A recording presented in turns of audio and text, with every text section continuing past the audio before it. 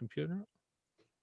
So it's Rod Maxwell, and today on the podcast, which is Life After Work, I have the usual suspects, Paul Davies, Phil Harrison, and Ash Sharma. And today's subject is we're going to talk about what it's like now being in our 50s and not working.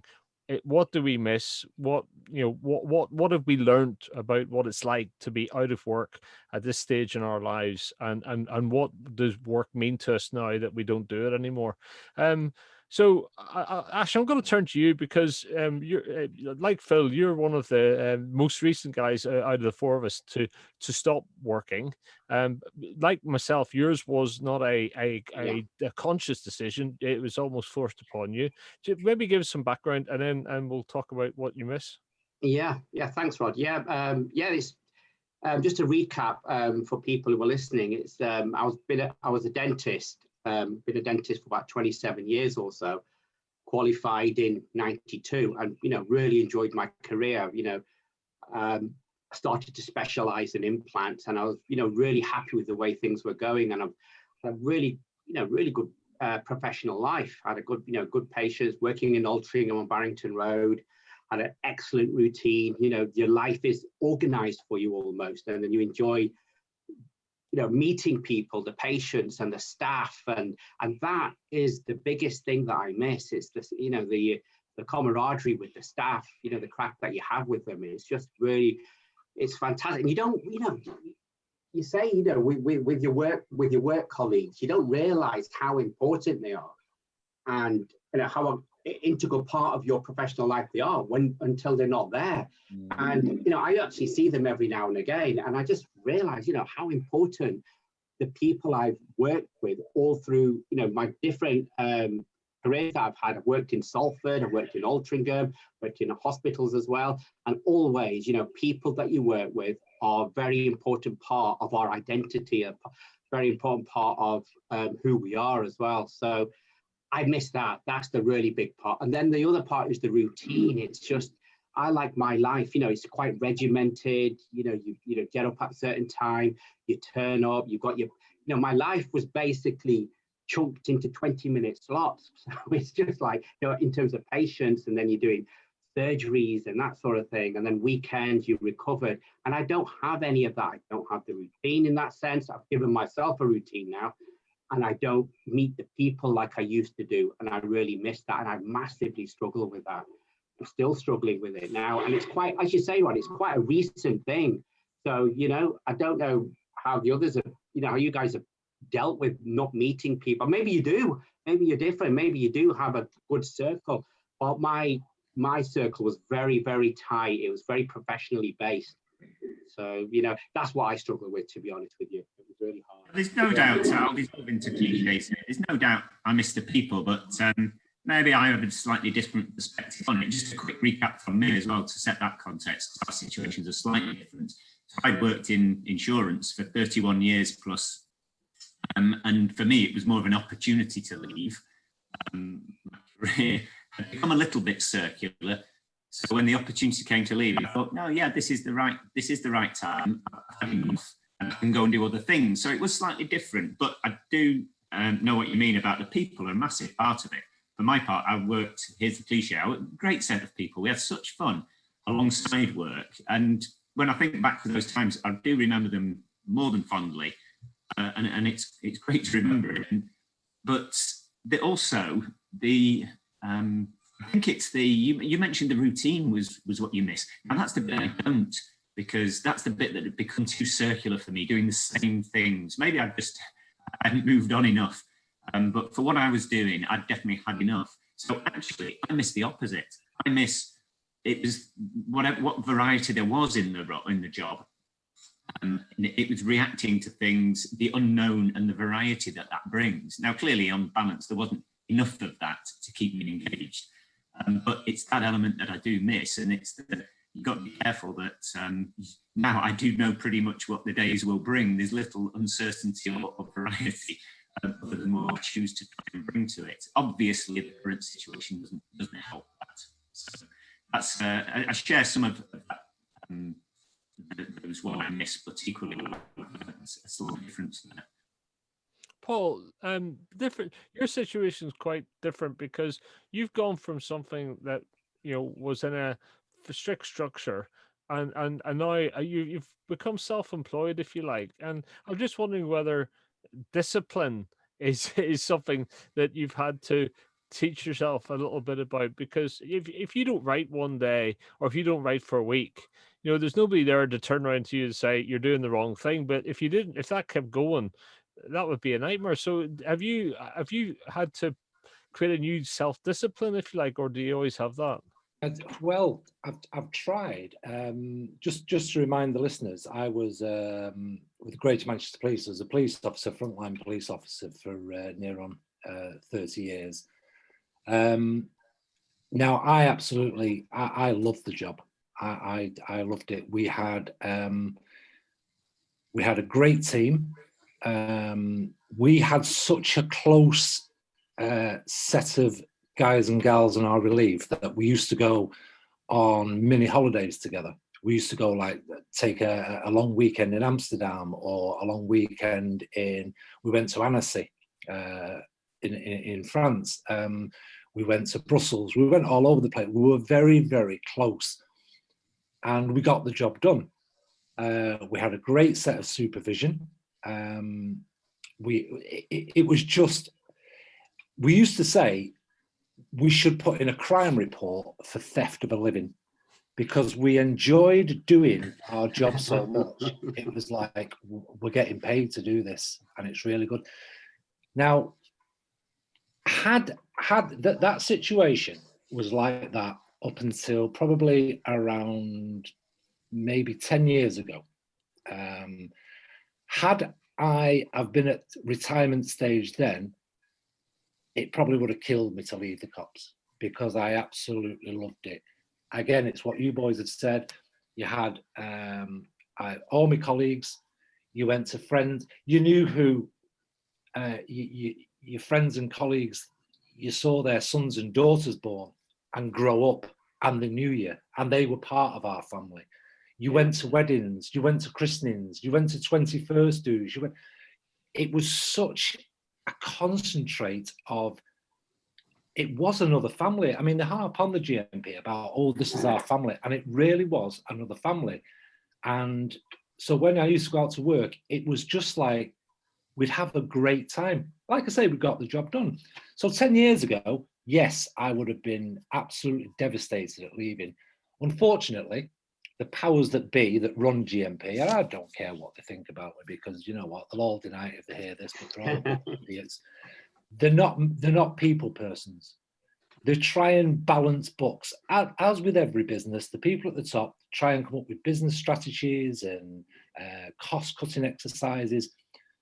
So you remember when the country, we went on this pay rise freeze and everything like this to try and cut things down. The first people to get hit by any pay cuts, any pay rises, freezes, is the police, because we're an easy target. We're not allowed to strike. It's against the law to strike. We have a federation who charge you a fortune a month and give you a cup every 6 months. They're just a waste of time, because they have no power.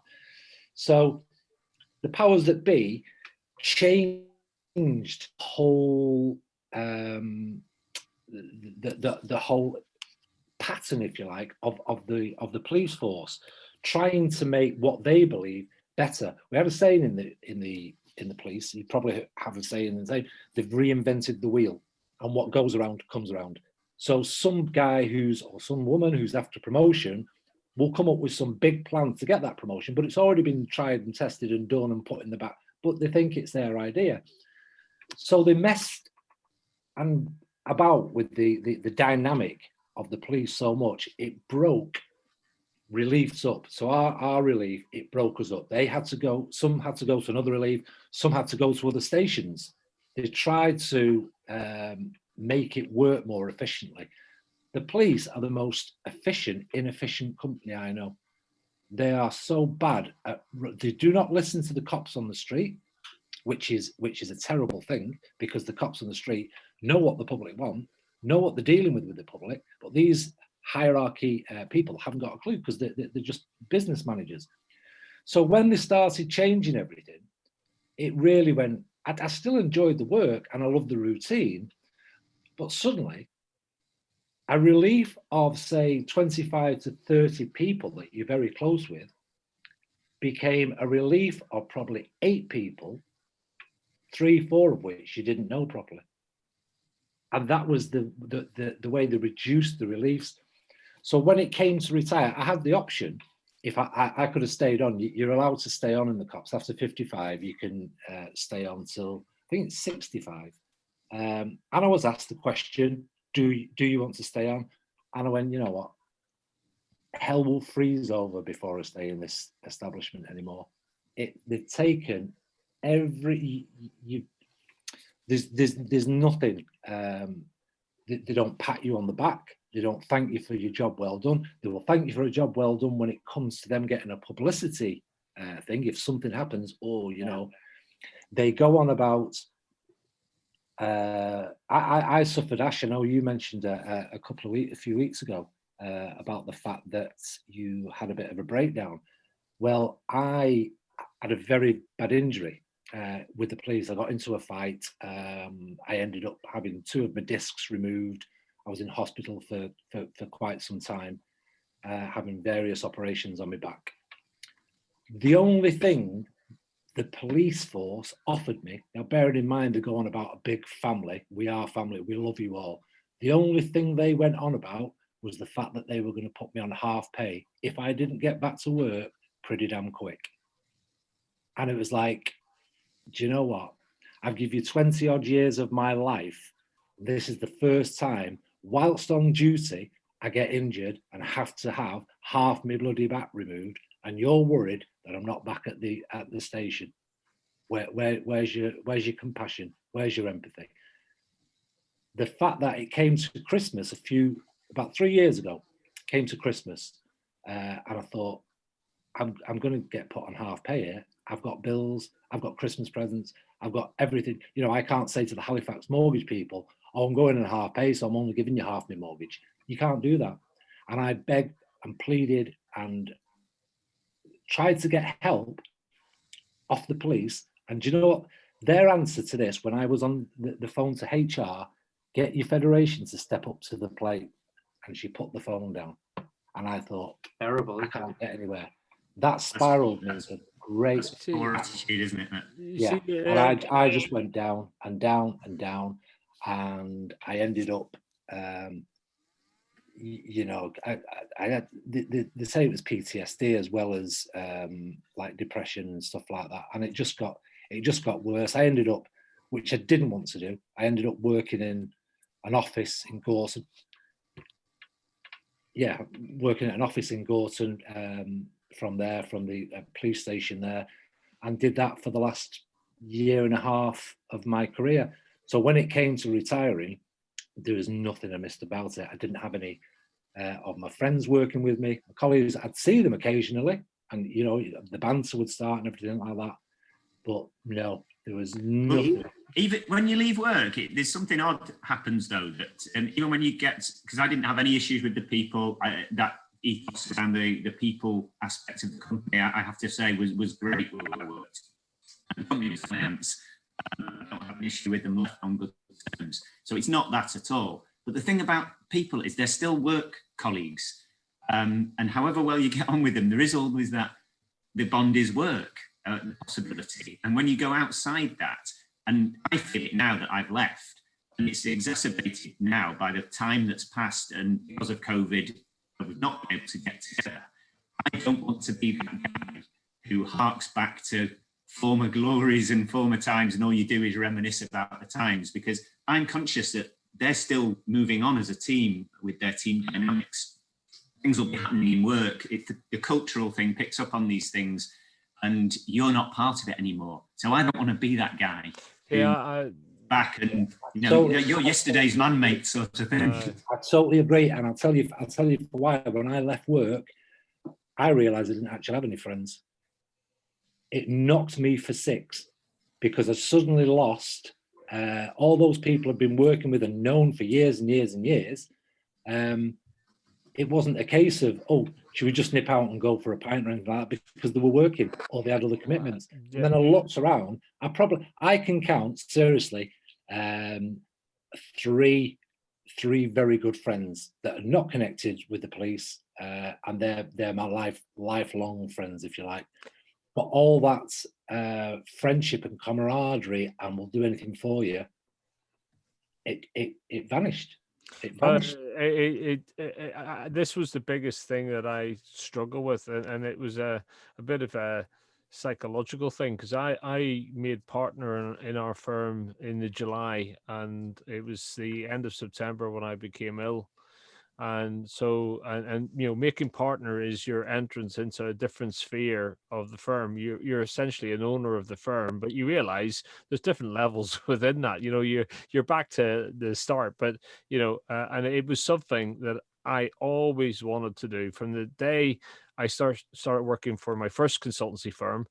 And I met a few of the partners. That's what I wanted to be. And I wanted to be it because I wanted the influence, and I wanted to be able to help grow a business and to shape it, you know, and to do all those things. And I 1st of July 2016, I officially became a partner. The 30th of September, I was in the hospital, and that was 3 months. And I went through a period of actually mourning the fact that I hadn't been able to do the job that I always wanted to do. And it was almost like, it was like stepping into a whole different job, you know. And they make you work to get there. You know, that was my second attempt. So I'd spent 18 months in a process to make partners. So I almost then went through a period of mourning when I could get my senses gathered that actually I wasn't going to die, and I understood what was going on around me. Then I went through almost a grief period with work, and what I realized then is the people that you were working with, their lives have gone on at 90 miles an hour down the motorway, and you're struggling on the pavement of a pedestrian street, if you like, and they don't mean to forget about you, but their pace of their lives are such that they're bound to, almost, you know. And you get a lot of love and you get a lot of attention when you make partner, because it's a big thing. And it is that zero to hero, or hero to zero thing. You know, suddenly I felt that was it. And they did, it wasn't them, it was a consequence of a situation, you know. And I've really struggled with that. And my initial reaction was to just try to treat it like sliding doors, try to pretend that was a different life and leave it behind, and start to create a whole new life. But I even struggle with that, because it's still massive part of you, and I'm still close to the firm overall, but it's the relationships and the people, they move on naturally, and it's just something that happens, you know. Well, I agree. I mean, it's very similar to, you know, what you're just saying there, Roddy, because it just resonates, because for both of us it was enforced. It wasn't a choice. With me it was arthritis on my fingers, and I, you know, I'd actually, like yourself, I've been wanting to become, you know, you had this aim, a professional career aim, and I wanted to be an implant surgeon, and I've done my master's, I was almost finished it, and it was mapped. The road, it was there in front of you, you could see it, you know, like you, Rod, you said, you know, this is what you've been coveting, and then it just gets taken. But with you, it was like a crash, wasn't it, where it just happened. It was like a death of 1,000 cuts. I was telling patients I'm leaving, so I was going to have surgery, and then November was going to be my last day, and I just kept repeating the same line to patient after patient, and I kept going on through it, and I just thought, God, it's like reliving, picking at a stitch all the time, and eventually, you know, when you do leave, you realize how much, you know, you do miss everything. You know, at the end of, you know, like with, you know, I've seen yourself, Rod, as a patient for how many years? 12, 13 years. I've seen your kids coming in. I've seen them coming in at primary school. They've gone to university. You know, I see families growing up. They've seen mine growing up. And we're not just patients. They're not just patients. We have really good chats. I said to you before, I've said before, you know, in the first episode, that, you know, when I talked to you, Rod, you helped me so much about, you know, you told me what you've been through, and that helped me a lot because I was really struggling with it.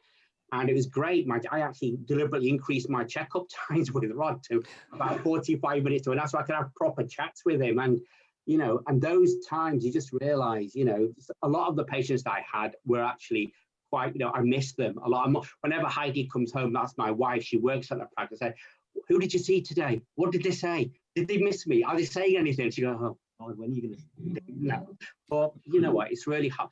And then you've got to move on. So the thing is with Paul, you had an ambition to be a writer. When I just left, as you know, my practice, I was floundering. I didn't know what to do. I didn't know what else to do. So this is like piecing, you know, this year I've been piecing things together again, piecing a life together again.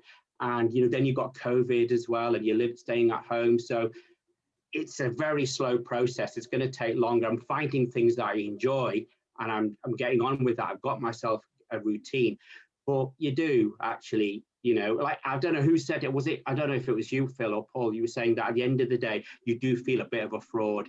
And I do feel like that still now, you know, in terms of, you know, you're getting up in the morning, you know, you're doing things and you think, you know, this isn't how I want it to be. I think there's a key that maybe you, Ash, and Rod, you as well, maybe you as well, Paul, but for me, my job was never really a vocation. I much enjoyed it, and it was, you get your wins. Overall, it wasn't how I viewed myself. It wasn't my identity, so I don't consider myself an insurance person. That's not who I am. So I don't think I went through that process of having to, in your words, Rod, mourn that. And I think that's maybe a big difference, is if you felt it was part of your identity. Yeah. I need to move on in terms of the things I wanted to do. I don't know whether, Paul, to me, a police is a vocation. Equally, it sounds like you had very much something at heart that you wanted to do following it. So that you've got both sides covered there, I think. Yeah, I was lucky in the fact that I was writing. So when it came to retiring, yes, I thought, yeah, I can now concentrate on my books, writing, whatever, and crack on. But you know, I mean, unlike Ash and Rod, who was sort of through no fault of their own forced into their situation, I wasn't forced, but I kind of felt pressured. Pressure's it's the wrong word.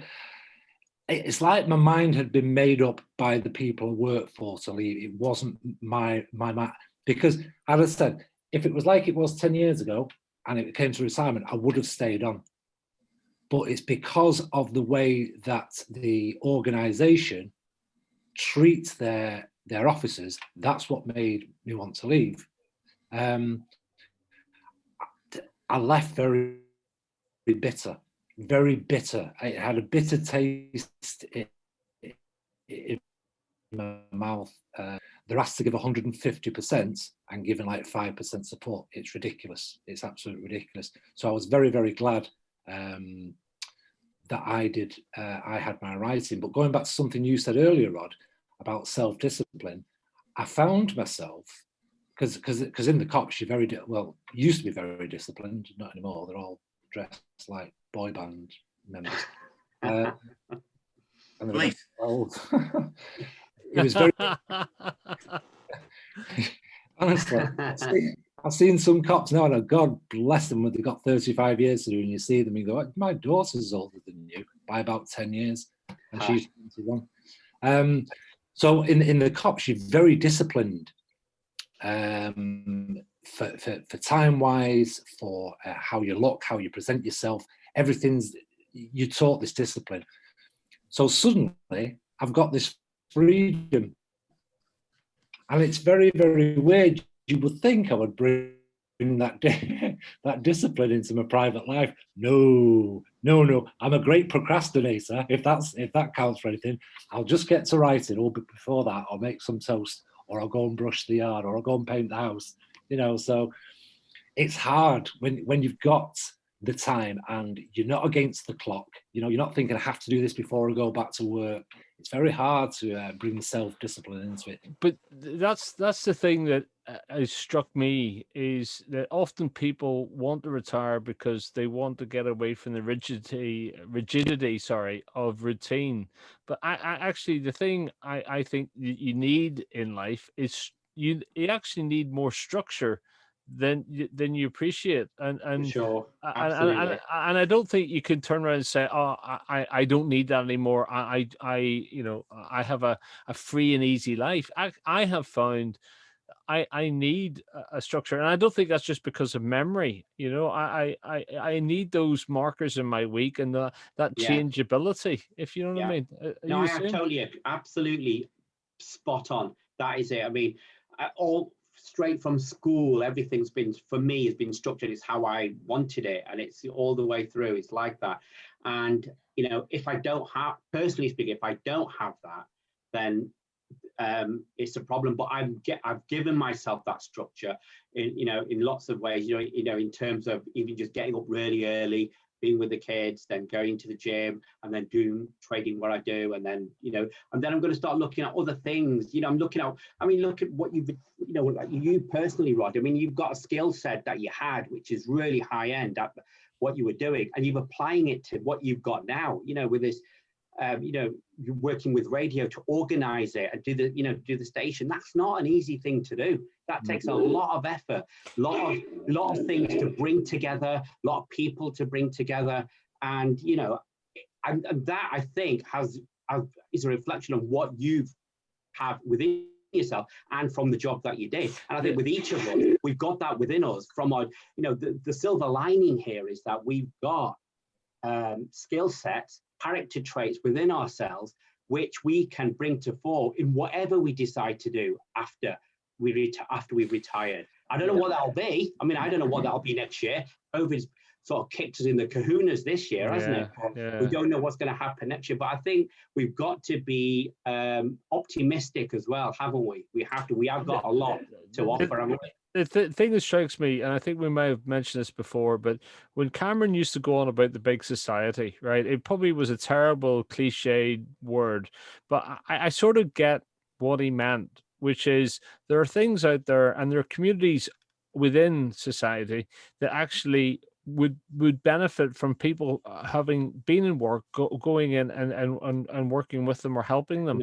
Yeah. And I, you know, so you know, for example, the charity shop I worked in Headway, that was more beneficial to me than going and speaking to a psychologist every week about me getting over the trauma, the mental trauma of not working, because it started to give me the things I missed. It gave me a bit of structure. I would go in 3 hours, only 3 hours once a week, but you know, I had colleagues there and we had conversations, and it would be, how was your week? How's the family, etc., etc. And you had customers, regular customers, who would come in and you would chat to them, and that little shop actually saved my bacon in a way, not only because it gave me structure, but it made me feel like I belonged to a community again, because I felt completely, you know, completely out on my own, really, you know, because you know, I think companies do wrap you around you, you know, it's part of their culture to put a support mechanism around you, and that's part of the quid pro quo, if you like. So I personally believe, you know, if that you have to go out and find the things to invest your time in a little bit. I think you're right, Rod. There's 3 things I think I'd look for if I find another role. Maybe it's not a conventional job, but find some sort of role out there. I think, one, I'd like to contribute something to society. I think there's something to be said for doing something that's socially useful. Goes back to that sort of vocation thing. Secondly, what you just mentioned there, and we've touched on before, which is the community aspect, i.e. friends and colleagues, being sociable just gives you some human contact. And the third thing would be to engage the brain, if you like, some sort of problem solving or some sort of intellectual complexity to something.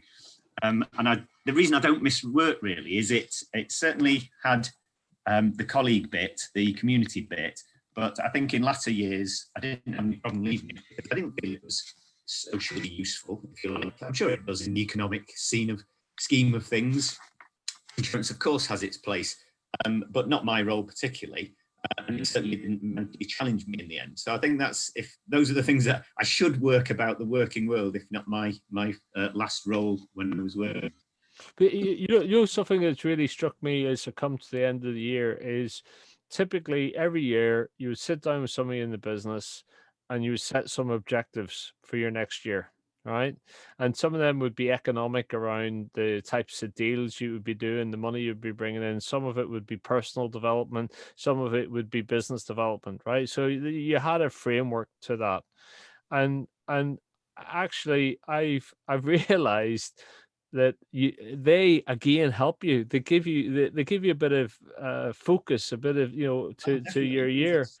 And so I've started to put my own objectives in place. I don't write them down necessarily, but I think about them and think because again I realize I missed that performance management structure, that framework, that process, and you don't have anybody to coach you. We always had mentors or counselors or coaches, and you don't. Maybe your mates can be, but it's. I miss that part of work really. You know. I think we talked about that. That was number 1 point in episode 1, wasn't it? After all, it was about having something to achieve, having those longer term and short term goals, and it's what I have created those for myself. But then, as I said before, they miss the socially useful bit, contributing to society. But most definitely, Rod, it's that setting of what I want to achieve. So for me, yes, it is about triathlon. Yes, it is about achieving something with the band once it gets going again and playing the trumpet. And yes, it was about learning a skill. So yes, you set yourself those goals, and I think that's essential. I mean, that's the thing. I mean, it's hard to. I mean, that's something I need to learn to do. I'm just looking what all you three have got now is actually, you have set yourself goals already. You know what you want to achieve. I'm still assembling that sort of thing. Like Rod was saying, my life was based upon career goals completely. It was patient treatment plans. So you started a treatment on a patient and you started it, I don't know, in 1 month, and then 2 months later they'd come in, you'd do another part of it. Then eventually 4 months down the line, you've done what you wanted to achieve. You'd restored an implant, you'd done lots of crowns, you'd done a bridge work, and it was tangible. It was calibrated. You could see it. The patient was happy. The turnover was there in the practice. Can you see? It was the metrics were there, and that's what your life was based upon. It was really, there was nothing else there. It was just hard and fast. You could see it all the time. And in the absence of those tangible metrics that you've got, I haven't got those anymore now. And so you have to create those yourself. And so, like you said, Phil, if you've got things that you try to set, you've got your training that you do. I need to do something like that as well. And I was on the way of finding things, but I don't want to blame COVID, but it's not help if you can't get out of the house and they won't pay you. It's not an easy thing to do. So it's inspiring, really, with you three, because I know what you three have just achieved and what you've done. So I know it can be done, and I'm looking forward to next year. With optimism now, because I know it can be done, and you guys are enjoying it, aren't you? Well, can I just go back to what Phil was saying, that he wanted to. Phil, did you say you wanted to? You're looking more to become socially useful. Not immediately, but not immediately. You see, what springs to my mind when you mentioned what you mentioned before about all the goals you want to set yourself. You're after Father Christmas's job, aren't you? That's what you're after. You want to be Santa. Yeah, there is a financial motivation as well, though, and I'm sorry. I think he loses out on that score. I don't think it pays well.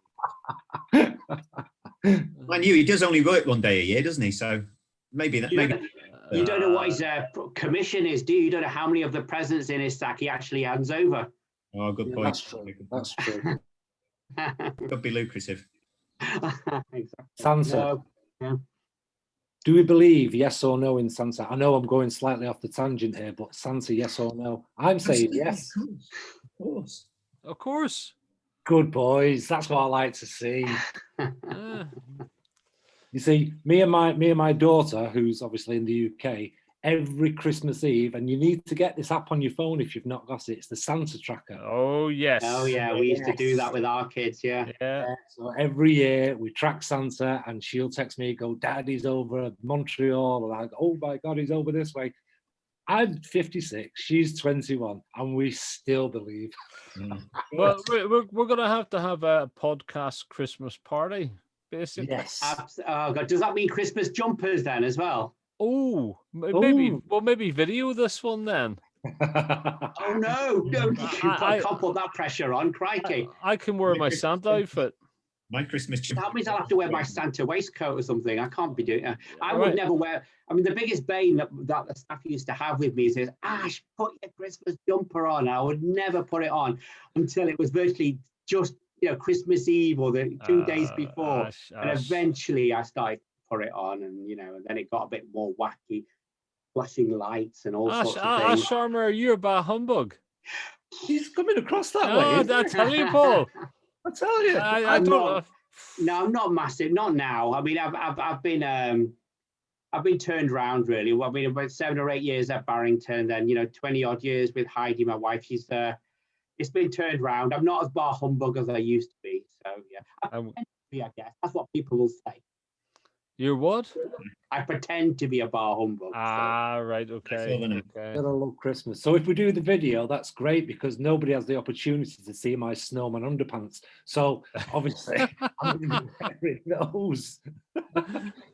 Right. Well, maybe that's what we'll do. We'll have to do a Christmas special at some stage. Yeah, definitely. As long as Rod has got, as long as you've got a censor button. So if anything untoward happens, in Paul's section, then you can just delete or pause or black out or something. Pixelate. Yeah, well, snowmen underpants. I'm not sure about that. Anyway, No. Well, look, good to see you all again. Yeah, it's good to see you all. It was good to chat. And we'll be back again next week, but we'll get this out very soon. All right. Excellent. Take care until the next one, guys. Take care now. See you now. Bye Take bye. care. Bye all.